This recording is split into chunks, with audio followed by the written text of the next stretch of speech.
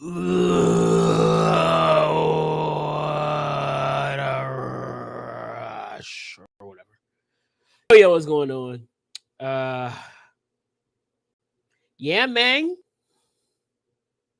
It is another day on the podcast. What am I talking about? Dummy. This is my stream.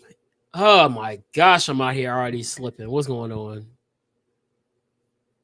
Show If you don't shut up by some doggone turbulence, I ain't got none. Should block if you're saying it, doggone it. Didn't ask. What's going on, y'all? What everybody up to? How's everybody's week been? Staying away from the tomfoolery and the non-foolery. I know Tuesday is the 4th of July. Anybody got some cookouts going on? Play. I don't know what that song is, and I'm not playing it. I'm not playing any music today. Don't come here and play Pound Sign either. Nope. We're not playing Pound Sign today. It can't try. We try. Bobby! Bobby! What's going on, Bobby? That's you? Hi, you. That ain't me. I'm not you. I'm streaming, sir. I can't talk.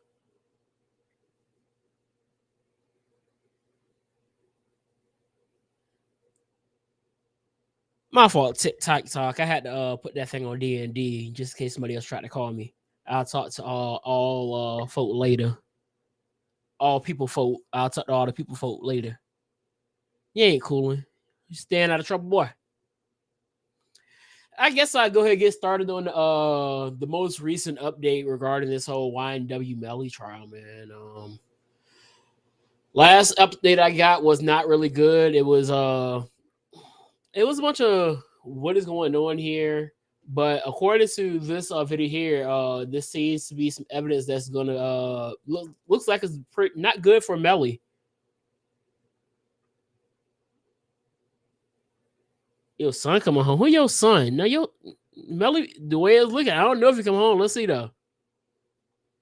Let's see if this update here is going to tell us that Melly is on the way back to the house. All right, here we go.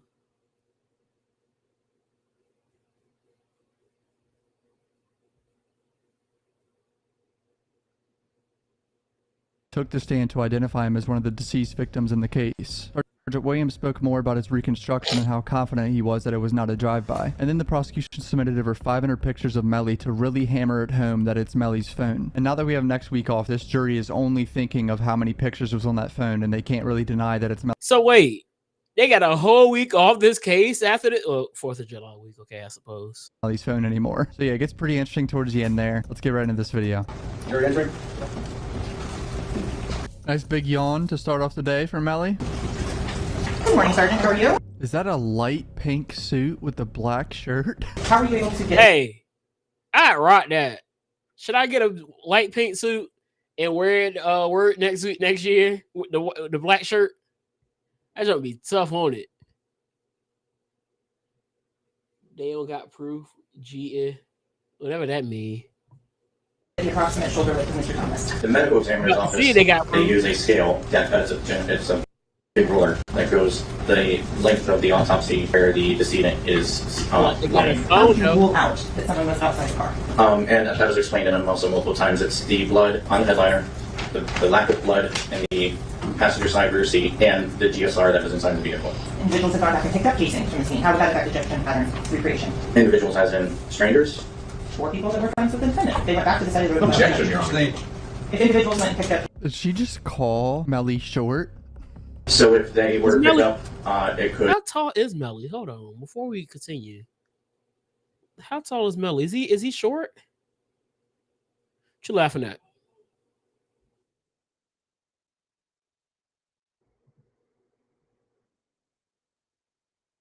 Yeah, really about to sit here and look up how tall. Oh, he about my height. I'm 5'8". I bet. alter it. What's going on, JJ? But, at the end of the day, it still needs to be measured. The approximate distance is obviously going, as I said, this is a unique case where our shooting is contained to a vehicle. So we have known distances within the vehicle. We have known distances of... I said the real JJ that entered the building, not that fake JJ. You the fake JJ. Fake JJ. Necessarily the arm, but we have a known distance of inside of the width of people. Sibling pattern that is on Christopher Thomas. What makes this guy so good is how confident he's saying all this. The jury is probably like, oh shit, like whatever this guy says is the truth. I saw comments of people saying that yesterday. This guy is like an expert even in the courtroom as well, like the way he even speaks. You can tell that it wasn't shot from a mile away by the angle of it and its type of impact into the vehicle. As it loses its spin, it's going to start wobbling. And then here we go. I've always been here. If you got a problem with it, I didn't ask. Eventually, we'll start going its head over heel and then keyhole into its target. Did you see any evidence of distant fire in this case? No. And could you describe his build? He's slender, but he's tall but slender. They give sidebar all the time, but I edited it out. Hey, subscribe, by the way. 80% of you are not subscribed. I have an issue with that. So does my cat. Now let's talk about the jury visit to this car, which I believe is at the courthouse property. Maybe we'll get a chance to see what's going on with that. But whoa. The heck is going on here? The jury's going to see the car? Is that today? You get an understanding of what the whole thing felt like. You get to see everything. And I think it's such a huge and important thing that can happen for a jury, to, more than just the pictures, to actually be able to... You annoying. Didn't ask. Physically see with your own eyes all of the evidence that's being presented, including a car like this. I think it's going to be massive. I always wonder how much Melly's paying these two fuckers right here. Well, actually, he's paying 3 lawyers. God, that monthly bill is probably fat. Have you ever been injured in a car accident? Did you think... Didn't ask. Have you ever been in a car accident? No. I've only been in like a... With only 8 clicks on your phone. You can submit your case details, sign documents, upload medical records, all from your cell phone. And you can even text your lawyer if you need to throughout the... All right, bro. All right. I don't... Organ to handle the situation. I'm not sitting here. You can barely make out these cars, I'm going to be honest, but whatever. yeah, nothing really happening. I mean, it's hard to tell what we're seeing here. No indication that we're seeing the car that was... I'm watching basically somebody kind of break down everything that happened in the 11th day of YNW Melly's trial.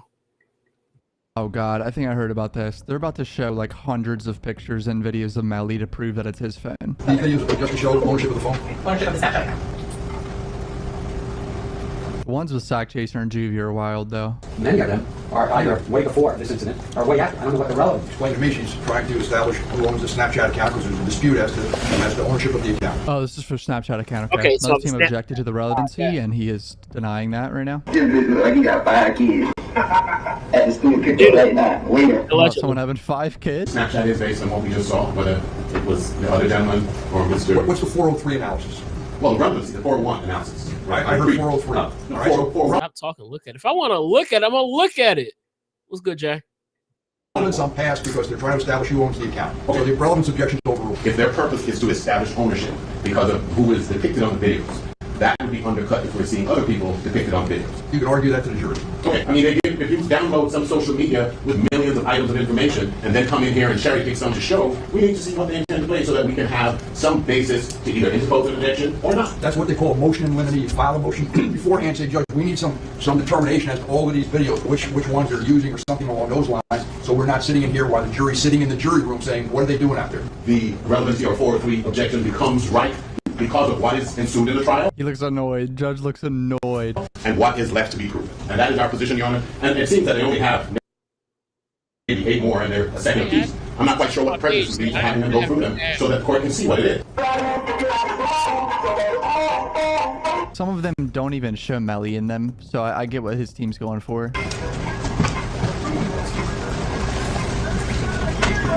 Hold on, there's music in that, right? I thought they were like gonna try to not show any music. Thank you. So the one that we would have an objection to primarily is the one that they have 3 versions of towards the end with music lyrics in the background saying that end will kill you.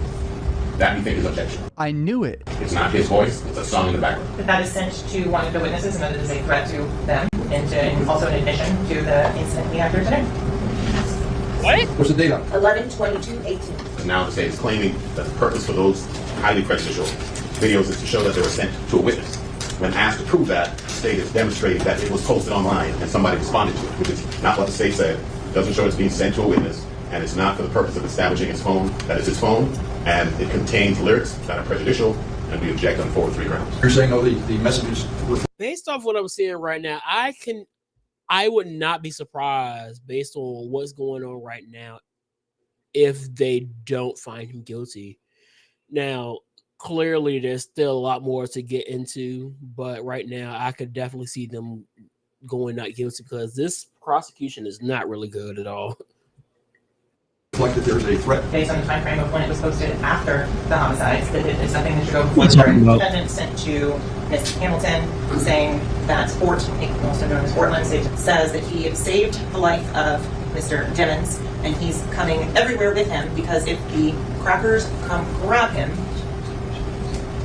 it's my fault. That is an incriminating message to send to your girlfriend after you might have killed someone. To celebrate, which also helps show and support Run it back. Life of Mr. Jennings, and he's coming everywhere with him because if the crackers come grab him, it's my fault. That is an incriminating message to send to your girlfriend after you might have killed someone. To celebrate, which also helps show and support that the phone in date 64 belongs to the defendant. I'm gonna be honest, if you don't think it's Melly's phone, you're just simply wrong. It's Melly's phone. His team's just doing their job to try to deny that it's his phone, but it's his phone. There is no contextual reference of what it refers to. These people have known each other for a long time. Outside of that, the state has offered to play it without the prejudicial audio, and we think that would be an acceptable compromise. Right now, I'm at like 95% that he has done it. Like I said, we live in a world of infinite possibilities, but we only have finite probabilities. And I think going to see this car. So this guy here is saying that basically he's 95% sure that Melly is the one that took these 2 men's lives. So let's see where we got. We got a few more minutes left on this. We a little more than halfway through the video. So let's continue. The pictures from the crime scene reconstructionist. I think some of the testimony from the undercover. I'm trying to go to sleep. I'm not holding you back from going to sleep. Good night. Officer about gang culture. I think all of that is going to lead them to a decision that aligns more heavily with the prosecution. Yeah, I agree. They said that it might be off-putting to see somebody flaunting. So he's fighting over money being in the pictures. We think it's unnecessary. Photographs with cash is 20 or so approximately. Sustained good.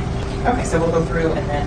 So you sided with the defense team about getting rid of the money? The viewing of the vehicle today, and that's all they're going to do when we come back and play them. We might as well conclude and pick this thing up on the 10th when we return to demonstrate the dimensions of the inside of the cabin of the vehicle. If it is to do that, the jury going and viewing a vehicle with 5-year-old congealed blood in it, a total scene, we might very well be able to find a substitute automobile that is clean, that we can rent, that will serve the same purpose. So if the court is of the opinion that the state is entitled to have the jury examine the dimensions of the vehicle, they can do it in a clean vehicle where there's no prejudice. Asked defense counsel numerous times if they want to view the vehicle and be able to. Let me see that video game. You got to go to my YouTube and my Twitch or something like that to watch the video until I get 3,000 followers, and I can show all the things I want to show up here, like I'm streaming on Twitch, Kick, and all the other good jazz. YouTube. To make an accurate determination. Telling me that. Oh, and the Twitch that is in the pinned comment is not right. It's tell the truth. Basically be impossible to do a jury view today, and that if they were going to do it, they needed time and wherewithal, a secure area. The 2 teams were fighting over whether or not the jury was going to be able to see the car today, even though it wasn't even possible in the first place. Apparently the car is not ready to be seen yet. The bottom line is that this is a tack we're seeing prosecutors take with prosecution of hip-hop artists throughout our country. We're seeing it a lot. They want to use the lyrics against them. They want to use the persona they've created against them. The lyric battle in court is currently happening with Young Thug, too. They're trying to use Thug's lyrics and shit. But in reality, how is this any different than if John Travolta was charged with a crime, so they decided to show what Vincent Vega did in Pulp Fiction? That is what is going on with these hip-hop personas, and that is what rap lyrics most often are nowadays, or Jay-Z, that you were listening to them tell the story of their lives. You're no longer getting that in rap music. So here's my thing with that entire discussion. Why? So let's go ahead and say it's a two-headed situation. So yes, you have certain rappers who rap about things that they clearly don't live, and I'm like, why are you trying to portray a lifestyle that's clearly not you for the money or fame or whatever? And then you do have the ones that have been caught in the act and are practically self-snitching on each other. Bobby Shmurda, King Von, Julio Fulia, and all those other cats down in Jacksonville. So honestly, I am not 100% against using that if you can prove that you are that they really did it, then yes, it should be used as evidence. But that's just me. It's like 99% of the time, and prosecutors should know that. Bro, just How I know who? Julio Fulio and all them other fools? Because I know the songs, Bobby. I know the songs, him and Young and Ace and all them other idiots. Yeah, I know them. I have little brothers. And then I work with children. basically said there's cap rap. All these rappers are lying in their songs now. They're not all lying, but yeah, about 85% of them are capping. She just said they're bringing in Juvie's mom. Yes, Judge. In fact, that was the reason we sought out Travion Glass after obtaining the address. We specifically told him that we would only be calling him for the purposes of identification. He said even that he would not be willing to come and testify. So they're talking about Travion Glass, who was one of the guys that was in the red car. They tried to get him to just identify the deceased, like on the stand, but he said no because he ain't trying to be. People could say that's snitching, like even identifying. We discussed Jenny King, the mother of our client, but we brought it to the court's attention immediately because we wanted permission of the court because she was listed as a state witness, indicating that she was under a criminal investigation, which would indicate that she would invoke her Fifth Amendment privilege. And now to hear that a witness has been sitting in this trial from day one. So he's pointing out that Juvie's mom has been at the trial the whole time. Her testifying is an issue. And he just pointed out that Medley's mom was under criminal investigation at one point in time, which I think they were trying to charge her with like accessory after the fact, I believe. And there was like an incident where a detective like lunged at Medley. King said she would need to inform her employer she'd be without a phone that day. As she attempted to do so, she alleges Moretti thrust himself across the table, pushing her attorney, Robert H. Trackman, aside and forcibly retrieving the phone. During the process, King says Moretti bent her fingers back so far she's still in physical therapy for the subsequent injuries. King is asking the Broward County Court to order the Miramar Police Department to return her property immediately. Whatever that is. Ellie's mom and like grabbed her hand and she had to wear something on her wrist for like a few months. The detective was trying to grab her phone out of her hand. They have not even inquired from the family about any distant relative, or I've not heard any proffer from them, or any friends of his. I just heard her indicate 3 or 4 people that she Those were all state witnesses that they have not been able to locate for 4 or 5 since the inception of this case. I don't represent them. I don't profess to represent them. I have not met them. But the witnesses that they have spoken about are all individuals that were at the studio or in one of the cars. Well, I think the case law is clear. That's frowned upon because of the emotional problem that would cause a mistrial. Judge sided with the prosecution. He's going to let the mom come up. And are you related to one of the decedents in this case? Yes, I am. How so? I'm his mother. And who is that? Christopher Thomas. Who is that in that photograph? Christopher Thomas, my son. Sack Chaser, Portland. One of these 3 guys is Travion Glass, I believe, and someone with the last name Withers. There's the names of the guys that are in here. The state tried to get them to testify, but obviously they're not going to do that because they don't want to be snitches. I guess if you're part of that lifestyle, then yeah, the whole snitching thing. I ain't got to deal with that life. Here's Melly. What sound? Imagine being you. Imagine being you. Didn't ask. Juvie. Did you see who entered into the occupants who entered into that gray Jeep? Mm-hmm. And is that a yes? Yes. Do you recognize where your son entered that gray Jeep? Yes. Which seat, if you can identify for the jury? He got in the back seat on the president's side. Did you recognize the individual that got into the back seat on the left side, the rear driver's side? Yes. And who was that individual? Give me 1 second. They say it's echoing on the clock app.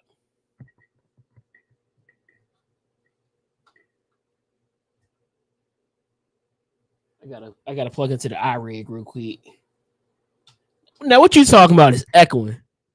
Jamel. And Jamel, is that the defendant? Jamel Demons? I don't hear no echo. Yes, ma'am. And do you know him by another name? Melly. And do you see Melly Jamel Demons in the courtroom? Yes, I am. And he's identified by article of clothing and where he's sitting in the courtroom? He's sitting right there Yeah, the tuxedo. Ms. Phillips, we want to express our condolences to you. Thank you. Thank you. All these lawyers had expressed our condolences to you. I mean, yeah, if they questioned her, it would have been probably pretty bad there. Hey, y'all leave it alone. He's on FaceTime with Kodak? I think I knew. Did you talk about that sound? Yeah, I understand that now. Yeah, leave her alone. We'll come find you. Is that Uzi? Wonder how he feels about seeing Jivy's mom up there and shit. God, like, imagine what's going through his head if he actually did it. Like, I can't stop thinking about these, like, possibilities. That's a label executive, I think. She's counting each picture. She's really trying to get her point across that this is Melly's phone to the jury. That's what she's doing. She's like, this is... So basically, what I am gathering about this entire day of the case is basically that they were trying to convince everyone that the phone was Melly's. I didn't see any smoking gun evidence here, man. It's gonna be interesting to see how everything unfolds going forward with the case. Yeah, you can't find it. I'm pretty sure I just saw you yesterday. That's the crazy part.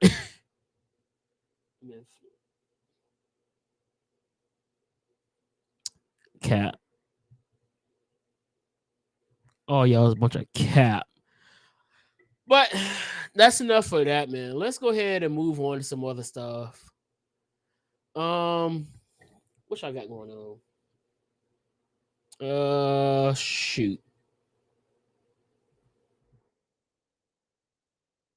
Let's look at these ESPN layoffs, man. I won't talk about you, Bobby. So ESPN made a bunch of layoffs here, and I want to read who they laid off, why, and a possibility of why. And I have my own thoughts of why they did it. So let's go ahead and pull this up, and I can read. Show y'all again that I know how to read, unlike some of the people y'all like to listen to. Why? All right. On the same day, ESPN ran special extended coverage of player comings and goings during NBA free agency. About 20 of the network's top on-air talent found out they would be on the move as well. A person familiar with the cutbacks told Deadline they are unrelated to the multi-round Disney layoffs implemented in recent months. The source indicated that many of those affected by the new cuts have contracts beyond June 30th and will be paid out accordingly, but parting ways will enable ESPN to avoid wider layoffs. Here is a list of those reported departing, some of whom have been previously announced. Jeff Van Gundy, Jalen Rose, Keyshawn Johnson, Max Kellerman. So as I knew, Susie Colbert? Wow. Chris Chelios, Matt Hasselbeck. Ooh. Steve Young, Rob Nikovich, Neil Everett, Ashley Brewer, June Lee, LaFonso Ellis, Todd Mache. Wow. Jordan Cornette, Jason Fitz, and David Polak. Below are some of the tweets from on-air talent announcing their departures. Susan Colbert says, today I joined many hardworking colleagues who have been laid off. Heartbreaking, but 27 years at ESPN was a good run. So grateful for a 38-year career. Longevity for a woman in this business is something I'm especially proud of. Next step, a project that gives back. So shout out to her. Ashley Brewer says, I'm so grateful for my time at ESPN and the opportunity to host Sports Center. I've learned and grew so much as a broadcaster in person. I will really miss all the wonderful friends I made along the way. I know God has a plan for my life and look forward to what's next. Amen. June Lee, my time at ESPN is over. Incredibly grateful for all the opportunities I received over the last 4 years. Plus, I got to live out my literal childhood dream job and work with some of the most talented people that made so many friends. Really excited to see whatever comes next. ESPN issued the following statements about the layoffs. Given the current environment, ESPN has determined it is necessary to identify some additional cost savings in either area of public-facing commentator salaries, and that process has just begun. ESPN said in the statement, this exercise will include a small group of job cuts in short-term and ongoing focus on managing costs when we negotiate individual contract renewals in the months ahead. This is an extremely challenging process involving individuals who have had tremendous impact on our company. These difficult decisions based more on overall efficiency than merit will help us meet our financial targets and ensure future growth. For fuller analysis, the person that will see this piece from Deadline. I'm not reading that. Ken Cheryl can read. Kenny? I know his baby mama daddy can't. So why do I think this is a thing and all these layoffs happen? So Stephen A. Smith is probably going to be in contract negotiations within the next year or two. Pat McAfee has already received a huge contract from ESPN. And I feel like there's a third person that is going to be involved with ESPN. So now you have already Stephen A. Smith, Pat McAfee, Mike Greenberg, Scott Van Pelt. Looks like Jason Williams is going to stay. And I think within the next few weeks or probably a few months, I think Shannon Sharp is going to be on his way there. So with Shannon Sharp being added to this list, I think they decided to make some cuts to basically give him a very lucrative deal to come to ESPN as well. Shannon Sharp, very entertaining individual. If you've ever watched his show on FS1 Undisputed, which he left following the NBA Finals. And since then, he's kind of been laying low, hasn't really talked about his future plans. But I do believe that is going to be what is going to happen here with a lot of these moves that have happened. It's going to be interesting to see how things go. I don't watch a lot of ESPN myself. And with a lot of these names, with the NFL season year start back up, Keyshawn, Matt Hasselbeck, Steve Young, Rob Ninkovich, who hasn't been in there long, I don't think, because when did Rob retire? Rob was in the lead not too long ago, right? Let me see something. Because I know he was in that Super Bowl that I don't like talking about because y'all going to tell me to throw the ball. Shut up.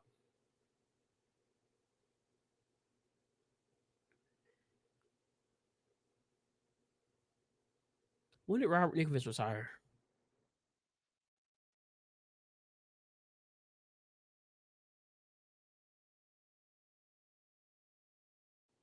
$2016. Okay, so he's been out of the league for quite a while then.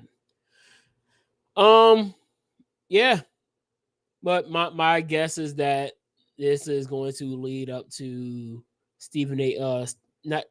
Smith getting a new contract, because I do think that he's probably going to be once again the highest paid in ESPN, especially after Pat McAfee got such a huge contract. So you're going to see that come along with that, as well as seeing a possible Shannon Sharp contract being signed.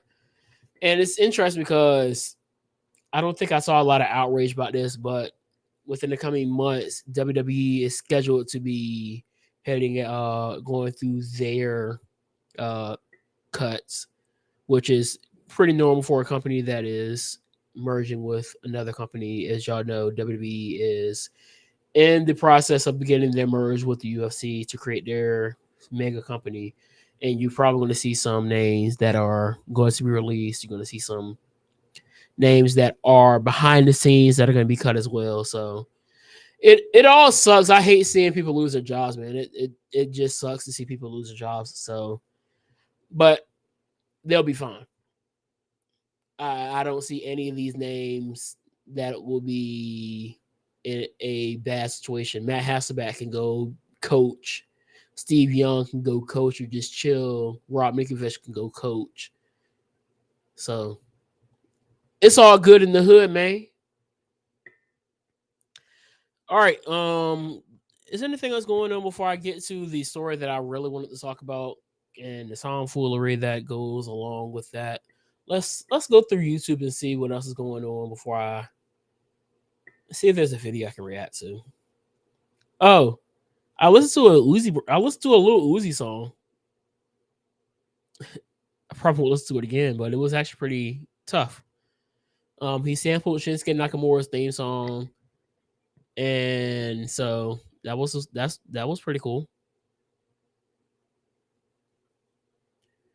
What Anna Kasparian loses over Eric Adams comparing white women to a slave owner for asking questions. Should I? Why not? Let's go ahead and react to it.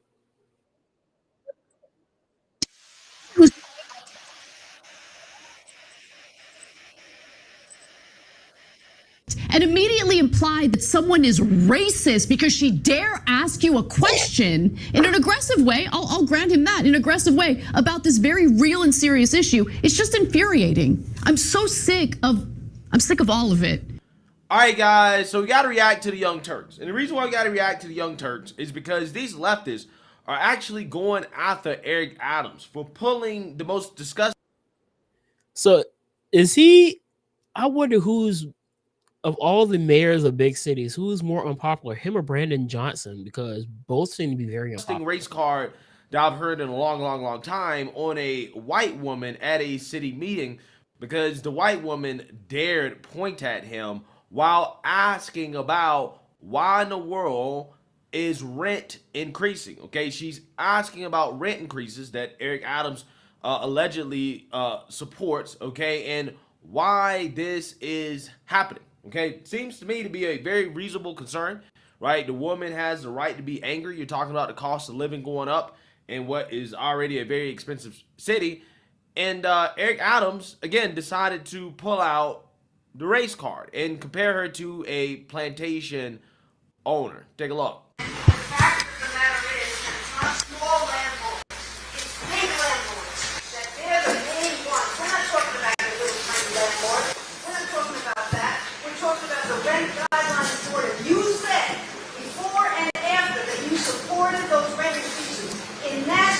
They had a 0% rent increase. Why in New York City, where the real estate is controlling you, Mr. Mayor, why are we having these horrible rent increases last year and this year?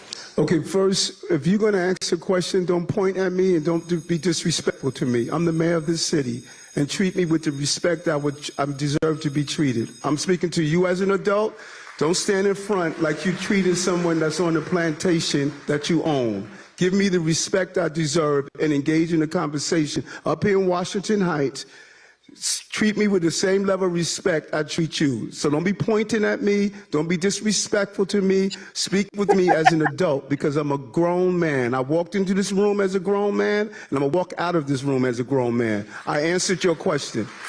Yeah, so you've seen that, you heard that. I'm pretty sure most of you have seen that video, because I did a video about it yesterday. This video is a follow-up video because I'm actually pretty happy to report that the Young Turks are rightfully condemning Eric Adams for race hustling, right? For race baiting, for pulling the race car on this woman when she was asking him a 100% legitimate question. And this is fascinating because this is a part of what I'm seeing as an evolution, okay, from the Young Turks. Not necessarily the whole network. The whole network is really Looney Tunes, right? But more specifically, Anna Kasparian, who has been going after the extremists in the left-wing movement because she realizes that the writing is on the wall, right? The writing's on the wall in regards to the fact that the left-wing extremist agenda is not good for people like her. She's going to be hurt in the long term, okay? It's going too far. Like, for example, when it comes to the gender agenda,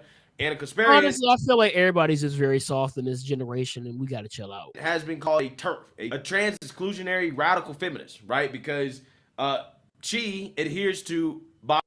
Is there tape for that? Right? She doesn't want to be relegated as a woman to a birthing person, okay, or just a vagina, right? Vulgar. And the left-wing woke revolutionaries attacked her for it, right? They went after her for it, okay? She also pushed back against the far-left green agenda after experiencing what that actually will be like in California, which has a far-left green agenda. And most recently, she pushed back against the race hustlers of America, people like her colleague, Rashard Ritchie, who makes a living trying to demonize and dox and harass white women who they deem to be racist because they act up in public, right? She realizes that the race movement. What did she say regarding to Rashad Richey though? I missed that. DEI, diversity, equity, and inclusion, aka racism. Okay, I don't care about DEI. Let's get to the video. Who again accused. He has absolutely no say with the New York. So he claims that, he has nothing to do with the decision that was made by the Rent Guidelines Board, that he has absolutely no say.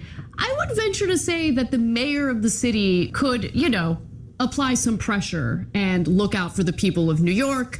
But he claims, no, hands off, I have no say in this whatsoever. That's his argument. Yeah, so I'm not sure exactly how much power Eric Adams has to overrule this rent board, but the members of the rent board are appointed by City Hall, okay? And Eric Adams, I guess technically as the mayor, is in charge of City Hall. So, I mean, I'm assuming he had some power to do something if he really wanted to, right? If he really wanted to. Now, again, we're talking about rent subsidized housing, okay? This is just a way to create some stabilization in the rent prices in New York.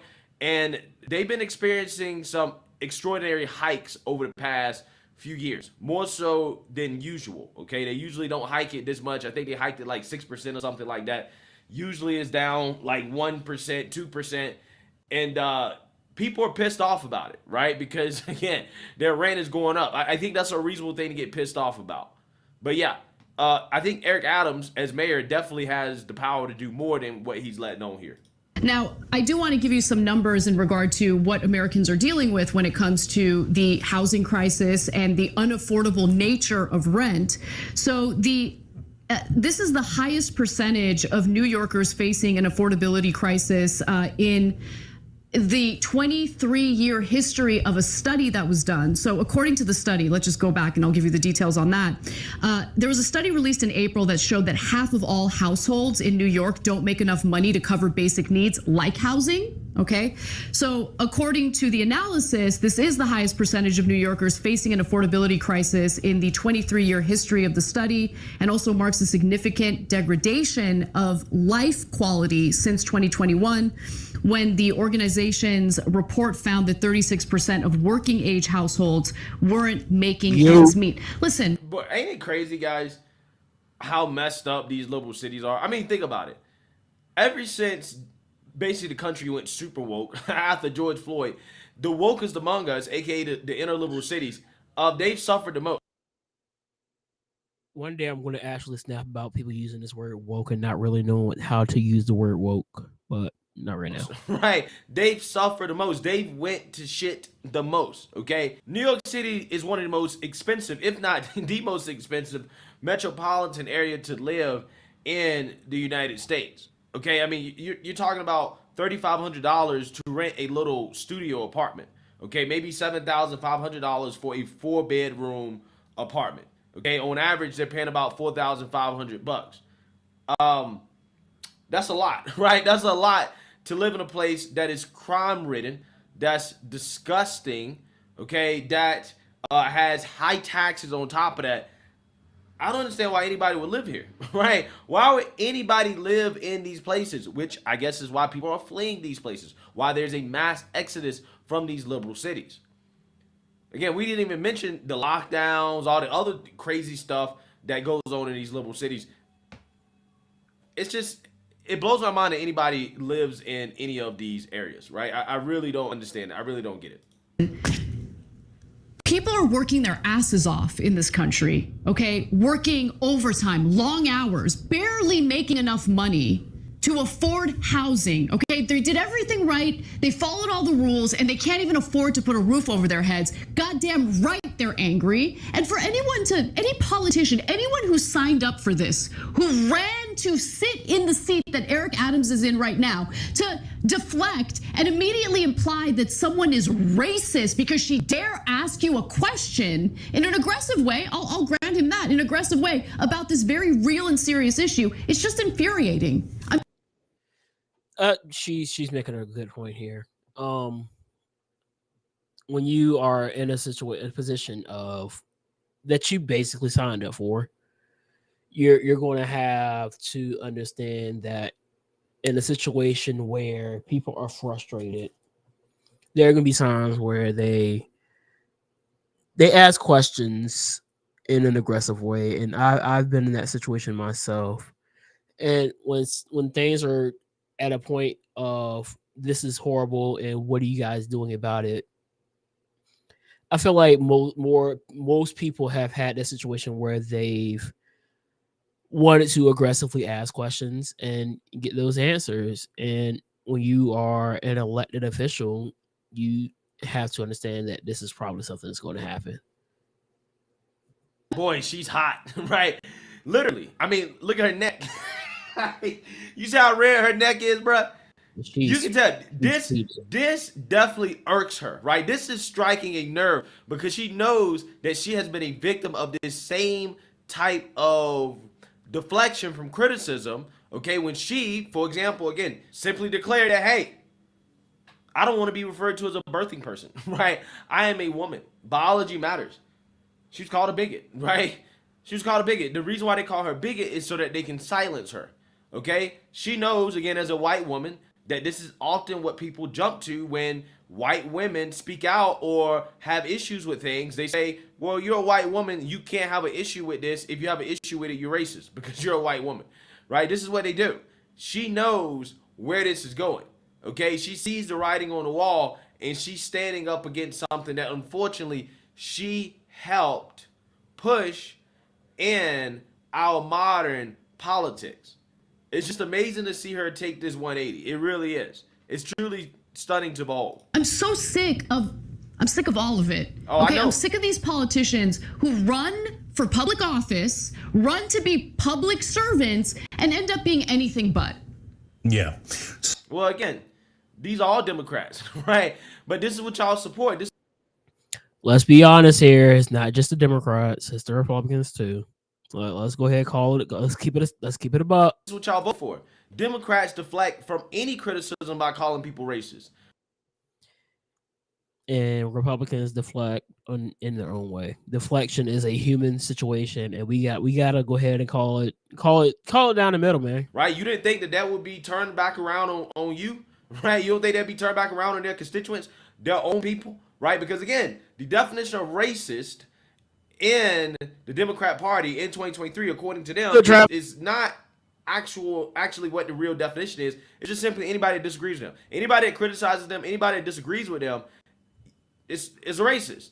And honestly, I don't blame the Democrats for doing this to their own people, because their own people are the people that supported Democrats doing this when Democrats were doing it to Republicans and conservatives, right?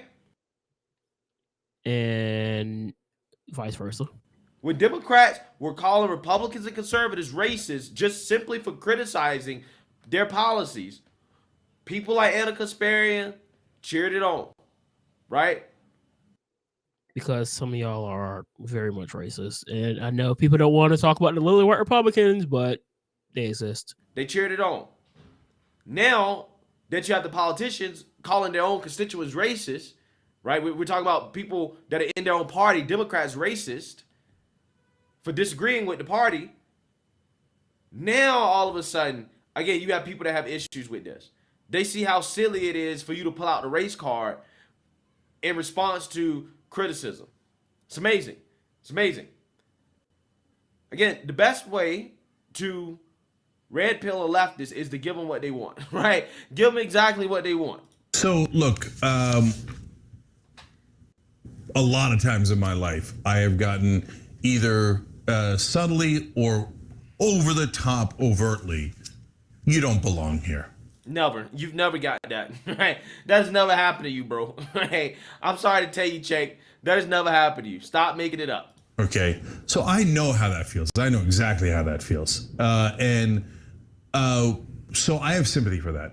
But if you become an elected representative, you must represent those people. And you must take their criticism. Look, we do a talk show here, and we take your guys' criticism all the time, right? And we deal with it, and we explain it, we agree, we explain the parts we agree and disagree, etc. You can't go around saying, how dare you bring up a perfectly legitimate issue and a critique of me and then hide behind any issue, but yes, including race. Well, yes, they can, because you guys told them that they can, right? See, again, that's what really, like, that's what blows my mind about this. They're now seeing how silly that is, because it's been weaponized against them, right? Now they're seeing how silly it is. It's amazing. And you say, oh, you can't. What do you mean hide behind race? That's outrageous. What do you mean? You think Clarence Thomas didn't hide behind race? When he was accused credibly of sexual harassment, what did he do? The guy who denies that racism exists at all of a sudden called it a high-tech lynching. See, that's hiding behind your race.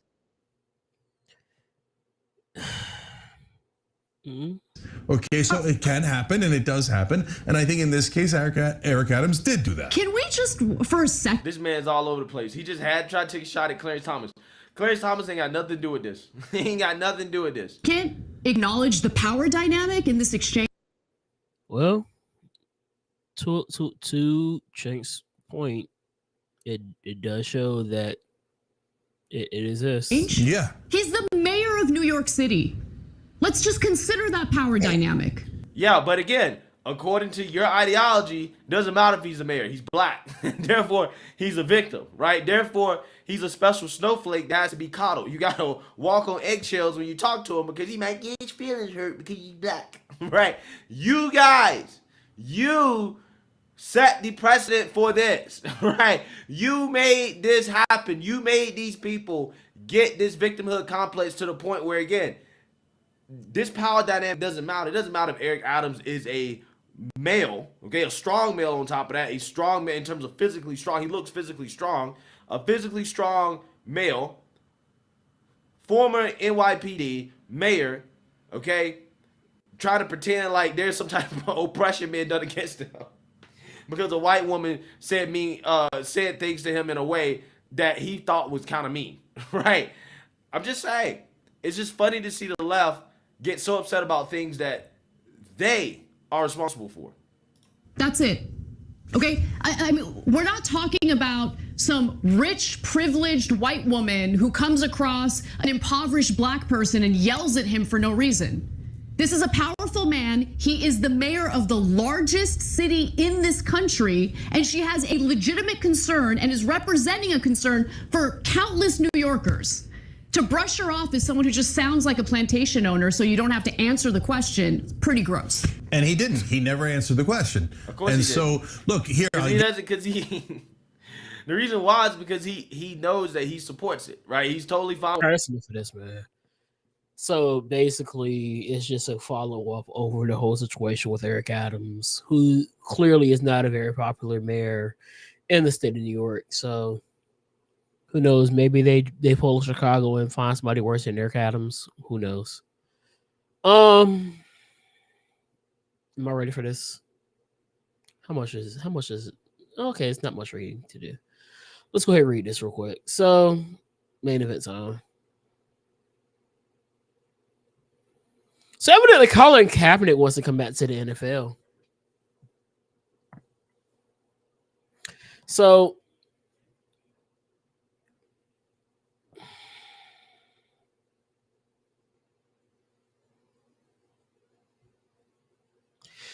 we all know who Colin Kaepernick is and what he has done in the NFL.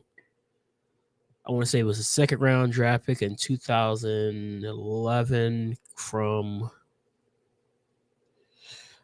some college that's not really big. Got there, I don't know if you want to say led the team to the Super Bowl, but played in the Super Bowl in 2013 in a losing effort to the Baltimore Ravens. Then got back to the NFC Championship the following year, which he threw the game losing interception, picked up on Malcolm Smith, which led to one of the greatest football promos of all time. Enough of that. Go Hawks. Now, Kaepernick has not played in the NFL since 2016 after he would kneel after the unalivings of Philando Castile and Ahmaud Arbery. No, not Ahmaud. I can't remember the other name, but Castile is one that just pops on my head immediately. So let's see what Kaepernick has to say now.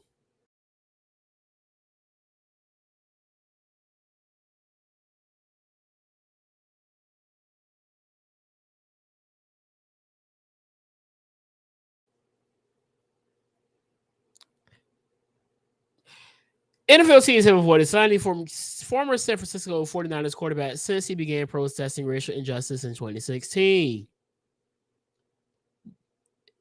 Am I mistaken? Didn't the Ravens try to sign him to a contract like that same offseason, but his girlfriend did something ridiculous? Let me know if I'm wrong or not. Colin Kaepernick is still preparing for an NFL comeback.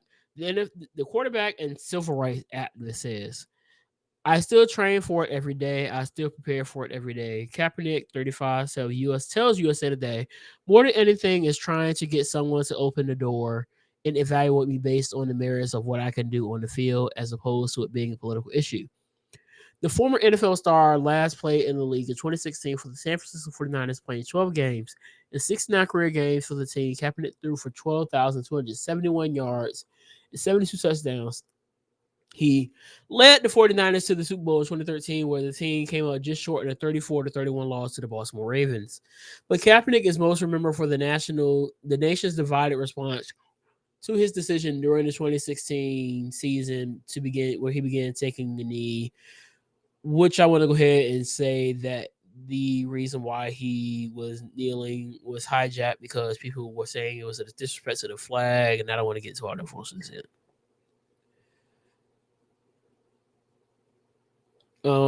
Took a knee during the national anthem before games, protesting racial injustice, police brutality, and systemic oppression in the United States.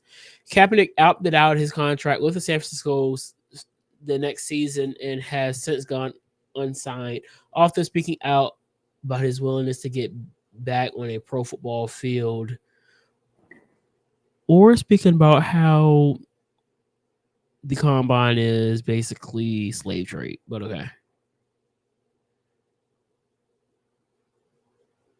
Certain teams and coaches in recent years have teased the idea of signing Kaepernick, though no team has done so, despite the former Super Bowl quarterback repeatedly saying he's staying in game shape. In 2021, Kaepernick said he wakes up at 5 a.m. to train 5 or 6 days a week, adding that training for football is not something I will ever let go of, regardless of the actions of 32 teams and their partners to deny me employment. Never miss blah, blah, blah. The quarterback who has worked out for the Las Vegas Raiders last season tells USA Today he still has the passion and love for football. I'll keep banging on those doors, he says, clarifying that if given the opportunity, he'd hope to lead a team back to the Super Bowl. I won't be coming back to play for 1 year, he says. I'm coming back to win the championship and try to win multiple championships. For more people to blah, blah, blah. So here's my problem with this.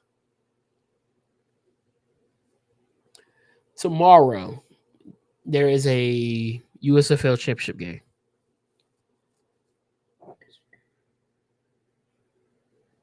So be nice. There were 2 pro spring leagues that took place this year. Where was Colin Kaepernick at that time? I said it. If Colin Kaepernick really wanted to play football again, he would have been banging on Dwayne Johnson's door saying, hey, I want to play. He would have been banging on whoever runs the USFL's door. Hey, I want to play. There were 16 teams. 16 teams, and you could have been on somebody's team trying out to be their starting quarterback. Not all these teams had good quarterbacks, man. Some of these teams were still using quarterbacks and getting quarterbacks even later on in the season. He had the opportunity. The opportunity was literally right there in your face to actually be in the NFL. And for some odd reason, this man decides, nah, I don't want to do that. I want to play in the NFL. I want to lead a team to the Super Bowl. If he even gets a team to sign him, he's not starting. More times than not, he might not even suit up for games because he wouldn't be the second string quarterback. Most of these teams at this point, yes, in 2016, 2017, when he was done, yeah, there were teams I thought that he could have started for. But who is he starting for now when he hasn't played since 2016? What team is going to take him when he has no game experience? Like he has no game hours since 2016. None of them are going to take him. I'm sorry. It's over. Let it go, bro. You should have been playing in XFL or USFL. It's over. And it sucks to say it because I hated the fact you played for the 49ers, but you were an entertaining player when you were good. Those last few years weren't the greatest, and he honestly, that last year was okay. He was just on a terrible team. Yeah, a lot of people say, well, his record looked horrible. Yeah, he played on like the worst team in the NFL. That team was horrible. So I don't know, dog. I just need Colin Kaepernick to go ahead and understand that it may be done. It's time to go ahead and put it away. If you truly wanted to play once again, you would have been playing in the USFL, the CFL, one of these arena leagues. Get some game tape out there. And let's go ahead and talk about this fact that you tried out for the Las Vegas Raiders last season and didn't make it when the Raiders had quarterback issues. Maybe your tryout didn't go good. The Raiders literally had quarterback issues where they had Derek Carr. They benched him. Let me see. How many quarterbacks played for the Raiders? Played actual games in the actual games.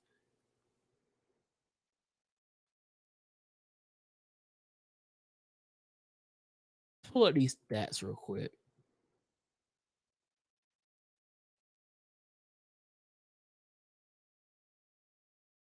Team stats, log phase Raiders.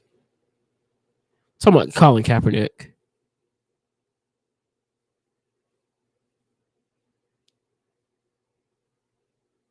Yeah, I won that. 2022.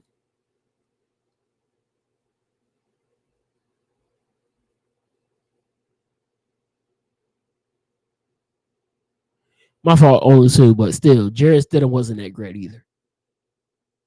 So, at a certain point, if Colin Kaepernick was as good as he says he was, then he would have been suited up for the Las Vegas Raiders.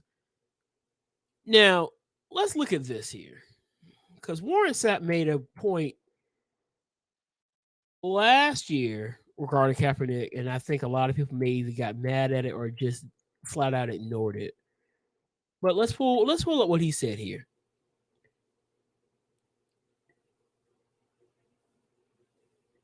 And this is interesting to say the least. Warren Sapp claims Colin Kaepernick's workout was a disaster. Colin Kaepernick's agent was surprised over Warren Sapp's claim that former NFL quarterback had one of the worst workouts with the Raiders in May. I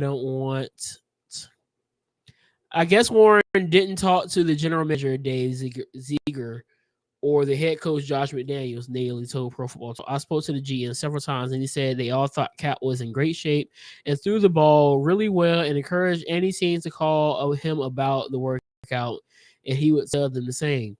I'm surprised Warren would say that because it's not true, and you would think he would want Cap on the team. Sapp, a former All-Pro defensive tackle who spent 13 NFL seasons with the Raiders, spoke about Kaepernick. I heard it was a disaster. I heard it was one of the worst workouts ever, the Hall of Famer said after the host mentioned they had Kaepernick's workout was not that great. Sapp couldn't believe the footage of the free agent quarterback's workout didn't surface. I'm wondering how the heck this happened and the tape didn't get out right, he said, adding that he didn't see Kaepernick making an NFL return. The Raiders gave Kaepernick a workout opportunity in May amid a search for backup behind Derek Carr. It was Kaepernick's first workout with an NFL team since he split with the 49ers following the 2016 season. Well, if you don't count the workout that he had, that he moved away from like all 32 teams. Kaepernick now 34 or 35 now. No, blah blah blah. But Daniels didn't discuss Kaepernick or diverge any details after the workout and said the Raiders prefer to keep things private. That's not a good thing. That's not good. If players are added to the team, then obviously we'll talk about them at that point, he said at the time. Kaepernick hasn't played an NFL game in 6 years, but has insisted he's ready to take a team to Super Bowl again. Well, you missed your opportunities this spring. I'm still up at 5 a.m. training, 6 to 8 block. I just read all that. So none of his clips have surfaced. And Josh McDaniels doesn't even want to talk about it. And again, they were in search of a backup for Derek Carr, and they went with Jarrett Stidham instead of Colin Kaepernick. So clearly, they didn't believe that Colin Kaepernick was good enough to be the backup for Derek Carr. Which, if he was the backup for Derek Carr, he would have had some PT. But clearly, that was not the case, and they went with Jarrett Stidham instead. And once again, you had 16 teams who had played 10 games each this spring during the NFL all season. Kaepernick didn't even make a single peep about wanting to play in the XFL or the USFL. So again, does he really want to play? I think not. And with that being said, I'm gonna get up out of here because my bed is calling my name, and that's all I gotta tell you. Peace, love, Pop Tarts. Always remember to drink your water. I'm out of here.